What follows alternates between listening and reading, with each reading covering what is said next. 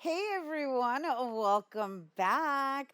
So, Performers to Spectators COVID-19 NYC is an inspiring 6-episode docu-series that features musicians, singers, comedians, actors, dancers, and circus artists when performing arts were seen as a threat to human health. Performance to Spectators is a tribute to their tenacity, adaptability, and ingenuity when during a pandemic they continued to pursue and realize their artistic passions. Shot during the height of the pandemic, here now to tell us more is Performance to Spectators COVID-19 NYC's producer and director Melisa Ramos and director of photography, Miguel Miller. Hello and welcome. So Hi, Rhina. Thank you so much for having me. Well, thank you for being here with us. Congratulations on this. How long has this project been in the making? I know it's already been completed, but if you shot it in the height of the pandemic, I want to assume you started in 2020. In 2021, I think, So that was the second wave of the height of the pandemic, like a year and a half. a year and a half. So in the fact, because of the fact, this is a question for both of you. We're going to start with both of you. The docu series was shot during the height of the pandemic, and so what was it like being in an empty outdoor city? Were you guys afraid at all? We can start with you, Melissa. Well, being I think it was um, like unreal. It was a very unreal experience. It was for me, I would say, sort of dystopic to go out there and see Times Square empty, the bridges empty, the streets empty, like just corresponders, first responders, just that. Yeah, I can only imagine, and for you, Miguel, that must have been like a very interesting capture, right? Because when will we ever see New York like that? And hopefully, we never will. for me, was a little different. It was surreal, like Melissa described it. Very surreal because I've always imagined New York being this super loud, overly crowded, where everybody's. And then I come in and we go to a train station, and there's literally the two of us in some trains, and we look at each other and we're like, "Whoa!" And to see the personal cleaning at the stations, like a sea of people just cleaning, and there's nobody there, and I'm thinking, oof. And then there's other trains that we took, and it was full of workers.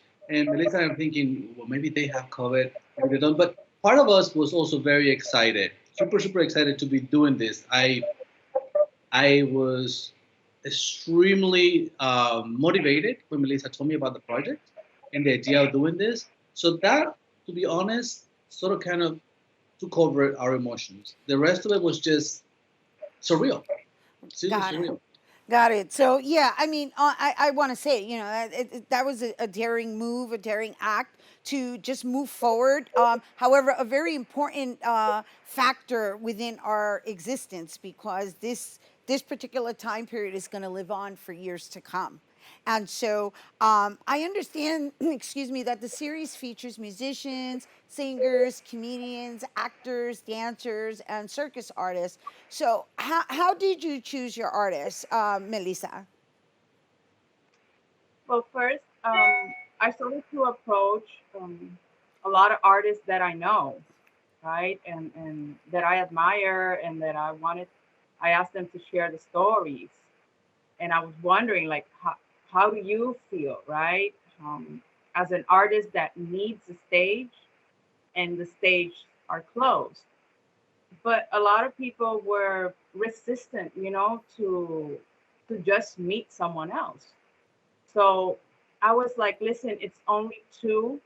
We are bringing this big lenses, and you can be like 10 feet apart from me or 12. Like it's what you want. And we would get our COVID test every week, before having the interviews. And at first, a lot of people wanted us to do it like online, and I was like, oh, I just want this to have broadcasting quality. I want everyone to look good, to sound good. I want, it is a challenge. It's only the two of us, Right. and us being safe and making you safe. Right. So as time passed, that then the restrictions were less, then it started to be more open, and then artists that first said no, they were like, okay, now I feel better, I'll do it. And then I started choosing by the skill, right, that you do. I was like, Hmm. oh, okay, I'm an actor. What about a comedian, right? We don't think that comedians are stage artists. Right. We think Right. they just Well, but the thing is that comedians, out of all the artists, really, really rely on having an audience because that's their exchange. yes, that's the energy, and that's how they harness their craft, Yeah. right? So um, then I have some friends online that I really admire their work, like this circus artist, and I asked her, I wonder if you want to be interviewed, because her work is so different, and she risked her life every day at the circus.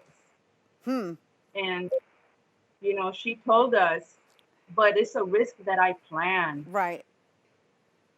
COVID is not. Right. So So, still was this pre-vaccination or post-vaccination? I'm just curious. pre-vaccination. Okay. Yeah, I'm looking for clarity in how everybody was moving, what the intentions were, where the hesitation came from, and the importance of actually capturing their stories, right? Because the person you're referring to, I think she serves as a ringleader, right? Serves as a ringleader for the Big Apple Circus. That is Storm Herrero. She's a singer, and she was the ringmaster The ringmaster. Yes. Yeah. Yeah. by And so, by Miguel, you just said you're in Florida, right? And so, do you reside in Florida? Did you fly into New York to do this? I did. That was Wow. a challenge too because it being just Melissa and I, every time I traveled to New York, I had to bring everything with me. All my lights, the cameras, sound equipment.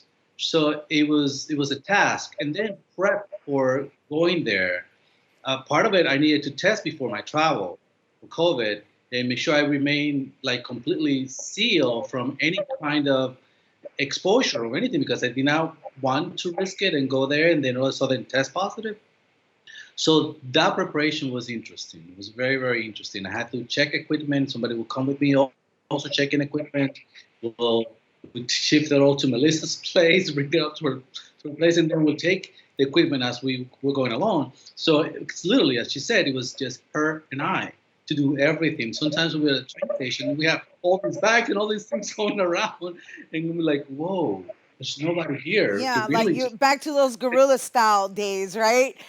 How long Yeah. how long did it take you guys to capture the whole thing?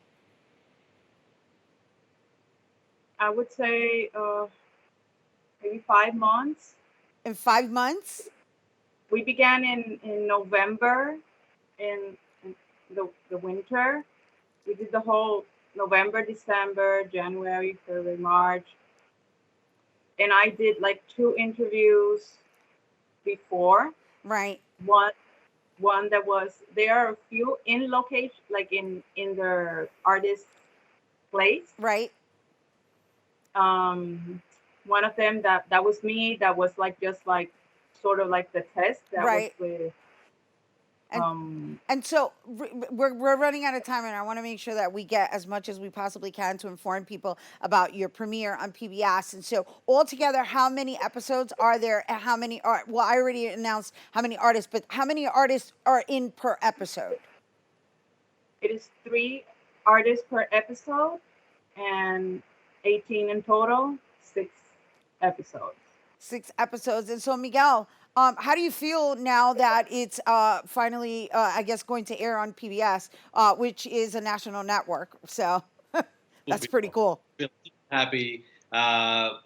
Every interview, every one of those interviews was a learning lesson for me as an artist because every time I interview or I saw Melissa interview any of those artists and their stories and that they related to us, I came out of there rich. So seeing it now, that people will be able to see what we did, it's an incredible joy. Well, I can't say it enough. I want to congratulate you both on this timepiece that is going to live on for years, and I mean many years to come.